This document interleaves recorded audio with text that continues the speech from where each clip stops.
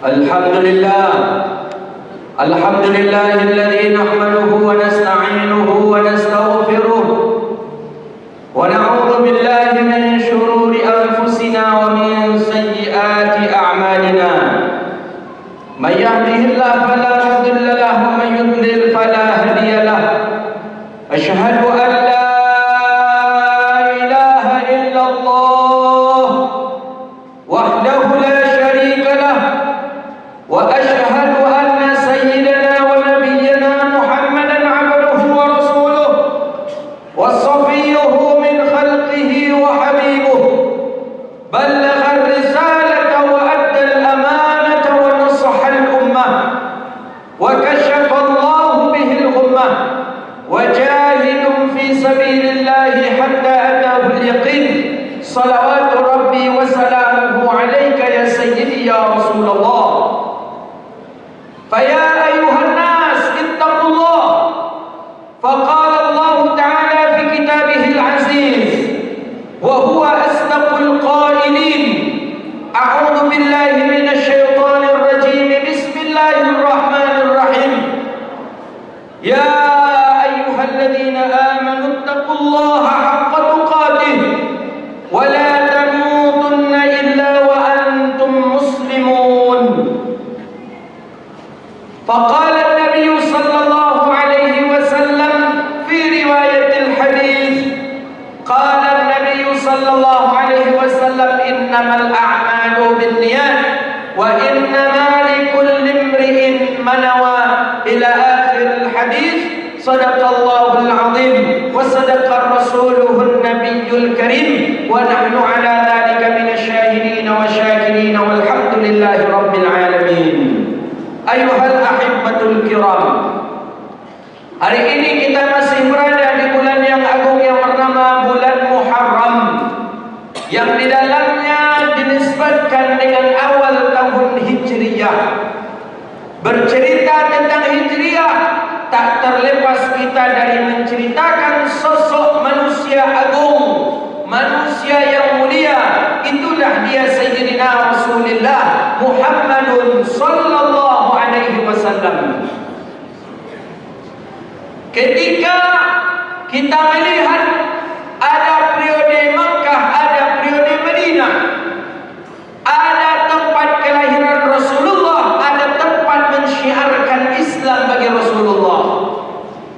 Ada ketika itu Nabi dakwah dengan tauhid, ada Nabi dakwah dengan syariat dan hukum. Maka Nabi Muhammad sallallahu alaihi wasallam tidak serta-merta selama-lamanya dakwah dengan tauhid, tapi Nabi ada berdakwah dengan syariat, dan itu dimulai dengan adab dan akhlak. Boleh kita lihat beberapa ayat-ayat yang turun di kota Makkah. Hampir kebanyakan ayat yang turun di kota Makkah mengenai tauhid. Diawali dengan kalimat ya ayuhan nas, hai manusia. Kenapa? Karena di Makkah orang banyak tak bertauhidkan kepada Allah Rabbul Jalla Jalaluh. Ketika di Madinah berbeda. Di Madinah ayat yang banyak turun diawali dengan kalimat ya ayyuhalladzina amanu, hai orang-orang yang beriman. Itu salah satu bukti Nabi Muhammad dakwah di Madinah dengan syariat dan akhlak, bukan lagi dengan tauhid. Tauhid lebih identik dengan mengajak kepada Islam. Orang kafir diajak untuk bertauhid kepada Allah. Orang yang dahulunya tak kenal dengan Allah diajak kenal dengan Allah. Dahulunya orang tak kenal dengan sembahannya akan diajari dan dikenali dengan siapa yang disembah. Itu dakwah Nabi di kota Makkah. Maka orang-orang Makkah banyak melakukan kesyirikan kepada Allah dengan menyembah berhala, patung, Lata, Uzza, Manah di Makkah.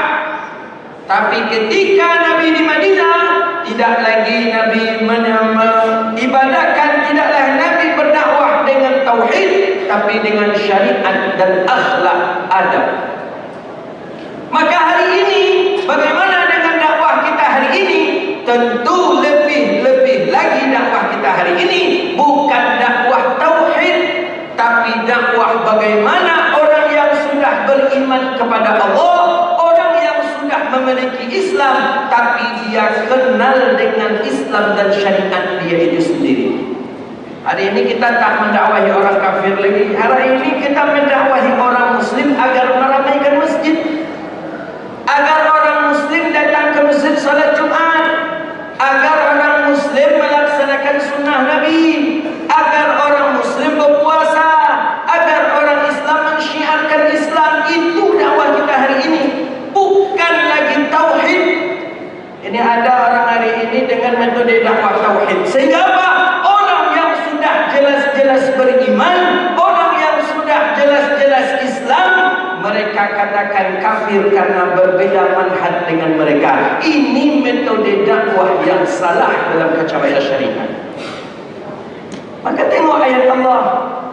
Allah mengatakan dalam Al-Quran, ud'u ila sabili rabbika bil hikmah wal mau'izatil hasanah wajadilhum billati hiya ahsan. Ajak mereka kepada kebaikan. Ud'u ila sabili rabbika bil hikmah, dengan jalan hikmah, wal mau'izatil hasanah, dengan menasihatinya dengan yang santun. Tak ada lagi istilahnya dakwah dengan pedang, tak ada lagi istilahnya dakwah dengan bunuh-membunuh, tak ada lagi dakwah dengan syirik ke tauhid, dari syirik daya mereka kepada tauhid. Kenapa? Karena hari ini orang sudah banyak yang beriman.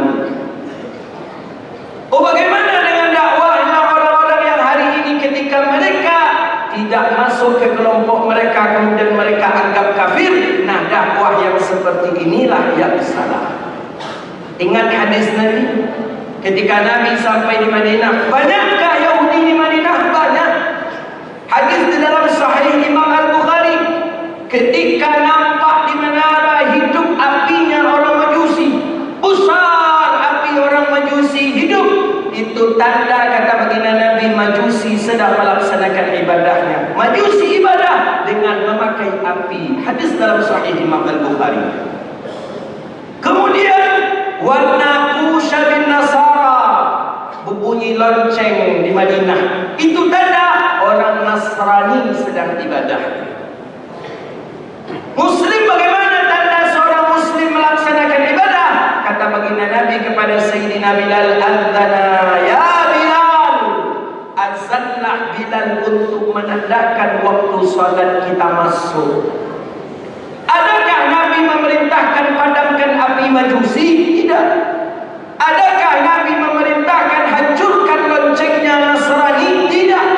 Maka Nabi mengatakan Majusi ibadah dengan apinya, Nasrani dengan loncengnya, kita Muslim dengan azannya. Begitulah cara dakwah Rasulullah awal di Madinah. Maka turunlah ayat Allah, "Fabima rahmatin minallahi linta lahum walau kunta fazzan ghalidhal qalb lam faddu min hawlik fa'fu anhum wastaghfir lahum wasyawirhum fil amri."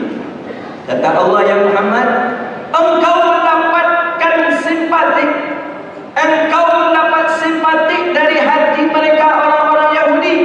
Orang-orang Yahudi mencintaimu Muhammad, orang-orang Yahudi menyukaimu Muhammad. Kenapa? Karena fabima rahmatin minallahi linta lahum, karena engkau orang yang sopan, engkau orang yang santun, engkau orang yang lemah lembut. Sehingga dengan cara metode dakwah Nabi tadi, orang Yahudi, orang Majusi sendiri yang memadamkan apinya, orang Nasrani sendiri yang memecahkan loncengnya. Kemudian mereka masuk ke dalam Islam. Dengan apa Nabi dakwah di Madinah?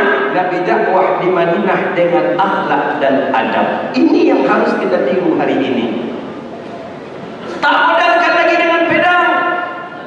Tidak ada pernah dijelaskan Yahudi Madinah berkelahi perang dengan Muslim Madinah. Jarang. Bahkan terjadi jual beli antara Muslim dengan Yahudi Madinah. Bahkan suatu ketika peristiwa terjadi, ditamparnya seorang pedagang Yahudi oleh kaum muslimin, seorang pedagang muslim di pasar. Sekali tampar pedagang Yahudi ini langsung mati. Akhirnya heboh ketika itu, datang orang-orang Yahudi kepada Nabi Muhammad. Kenapa kaum muslimin menampar kami? Apakah kami tak boleh lagi berdagang di pasar ini? Apakah kami tak boleh lagi menjajalkan jualan kami di pasar ini? Kata baginda Nabi, panggil si fulan sahabat yang menampar Yahudi itu. Dipanggil oleh Rasulullah. Ditanya, kenapa engkau menampar Yahudi sampai Yahudi meninggal, sampai Yahudi mati? Padahal aku sudah katakan, kata Rasulullah, jangan kalian berkelahi dengan Yahudi. Ada apa? Kenapa? Kata Rasulullah. Kata sahabat semuslim ini mengatakan, wa syatima ala dini wa ahli. Dia menghina agamaku, Tuhanku dan ibu bapakku, ya Rasulullah. Maka kata baginda Nabi, falakal haq. Kalau begitu engkau benar, kata Rasulullah sallallahu alaihi wasallam. Maka akhlak, baginda Nabi dakwah dengan akhlak, baginda Nabi dakwah dengan santun sampai di Madinah. Maka itulah orang-orang Yahudi lama-lama akhirnya menerima Islam, dan Islam tersebar di permukaan bumi, dan Madinah pun menjadi munawwarah. Berapa banyak hadis tentang Yahudi, Nabi didatangi Yahudi, Nabi berjual beli dengan Yahudi. Berapa banyak hadis bahwa Nabi dengan akhlak, bukan dengan tauhid. Maka oleh karena itu, ayyuhal ahibbatul kiram, dakwah kita hari ini bil mau'izah, bil hasanah, wajadilhum billati hiya ahsan. Maka dengan akhlak, hidayah Allah akan tersebar di bumi Allah. Dengan akhlak, dengan adab, hidayah Allah akan terpancar di bumi Allah Subhanahu wa taala. Maka butuh dengan akhlak tadi. Ingat kita kisah Nabi sampai di Madinah. Ketika penduduk Madinah menginginkan rumah mereka ditempati oleh Rasulullah. Ya Rasulullah, di rumah saya menginap, ya Rasulullah. Ini awal Nabi sampai di Madinah. Ya Rasulullah, di rumah kami, ya Rasulullah. Ya Rasulullah, di rumah kami. Penduduk Madinah menginginkan rumahnya untuk tempat tidur Rasulullah sallallahu alaihi wasallam. Tengok akhlak Nabi. Langsungkah diputuskan oleh Nabi Muhammad ketika itu, aku tidur di rumah si fulan, di rumah si fulan? Tidak.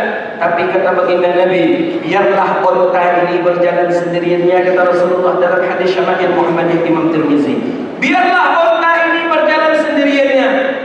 Di mana nanti unta ini berhenti, aku akan tinggal di rumah orang itu, kata Rasulullah sallallahu alaihi wasallam. Dari situ Nabi sudah menunjukkan akhlak. Nabi tidak berpihak ke siapapun, tidak kepada orang yang kaya, tidak kepada konglomerat, tidak kepada pejabat, tidak kepada tokoh, tidak kepada apapun. Tapi biarlah unta yang memutuskan ketika itu. Ini akhlak dari akhlak baginda Rasulullah sallallahu alaihi wasallam. Maka oleh karena itu, ya ma'syarul muslimin, hari ini kita dakwah sesama kita mengajak orang kepada kebaikan. Yang dahulunya jarang datang ke masjid, dakwahi dia agar dia datang ke masjid. Yang dahulunya orang jarang duduk di majelis ilmu pengajian, ajak mereka dengan kebaikan-kebaikan untuk bisa dia datang ke masjid, datang ke majelis ilmu, dan agar kita semua tahu bahawa diri kita seorang muslim, kewajiban kita menghidupkan syariat kita dan menjunjung tinggi sunnah Nabi Muhammad sallallahu alaihi wasallam. Maka kalau sudah akhlak kita terapkan, adab kita jalankan, insyaallah hidayah Allah akan terpancar di seluruh dunia ini dengan akhlak dan adab seorang muslim. Maka ada sebuah kisah disebutkan bahawa ada seorang yang masuk ke dalam Islam itu bukan disebabkan karena melihat muslimnya. Karena disebabkan kalau melihat muslimnya mungkin aku belum Islam. Kenapa? Orang muslim ini ada yang bangunnya 3 hari, ada yang bangunnya jam 7, ada bangunnya jam 8, dan bahkan ada muslim yang tak salat, sehingga dia bukanlah melihat sosok muslimnya dia beriman, tapi dia melihat bahawa ada keagungan di dalam Al-Quran, ada keagungan di dalam hadis Nabi. baca hadis Rasulullah, berjumpalah di sana sifat Nabi Muhammad sallallahu alaihi wasallam. Maka kita tidak ingin orang-orang mendapatkan hidayah seperti itu disebabkan karena cuma membaca hadis Nabi, tapi kita ingin orang melihat kaum muslimin, orang melihat diri kita akan menyebabkan dia mendapatkan hidayah daripada Allah Subhanahu wa taala. Aqulu qauli hadza astaghfirullah li wa lakum. Allahumma salli wa sallim wajid wa an'im wa tafaddal wa barik bi jalalika wa kamalika ala zaini ibadik wa ashrafi ibadik sayyidina wa maulana Muhammad wa ala alihi wa sahbihi wa sallim wa radiyallahu tabaraka wa ta'ala an kulli sahabati rasulillahi ajma'in.